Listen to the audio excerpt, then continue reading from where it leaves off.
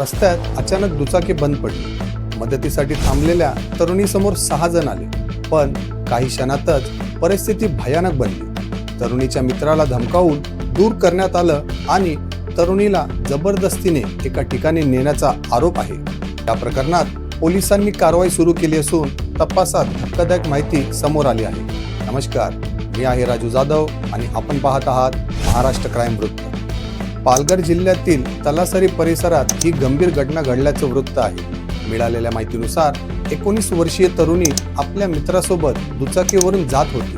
प्रवासादरम्यान त्यांची दुचाकी बंद पडली। याच वेळी काही तरुणांनी त्यांना अडवल्याचा आरोप आहे। या 6 जणांनी तरुणीच्या मित्राला धमकावलं आणि त्याच्यावर मारहाण केल्याचाही आरोप आहे। त्यानंतर त्या 6 नराधमांनी तिला मोटरसायकलवर बसवून तलासरीतील डाक बंगला परिसरातील एका निर्जन रेस्ट हाऊसमध्ये नेले। तिथे तिच्यावर 6 जणांनी सामूहिक अत्याचार केल्याची माहिती तरुणीने पोलिसांना दिली। या प्रकरणात तरुणीने पोलिसांकडे दिलेल्या माहितीनंतर तपासाला वेग आला।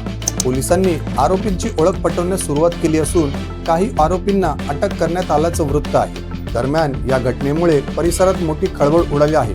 पोलिसांकडून घटनेची प्रत्येक बाजू तपासली जात आहे। नेमकी घटना कशी घडली, आरोपींची भूमिका काय होती, याचा तपास सुरू आहे।